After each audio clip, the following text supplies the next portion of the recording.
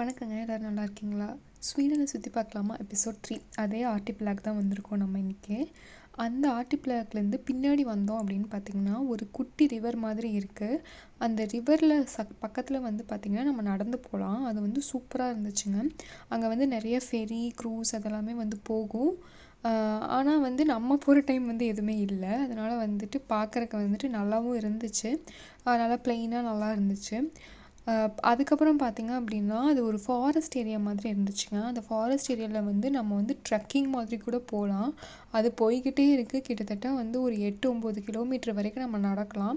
அதை சுற்றியுமே வந்துட்டு இந்த மாதிரி மரக்கட்டை வச்சு போட்டிருக்காங்க. இதுதாங்க அந்த தங்க முட்டை.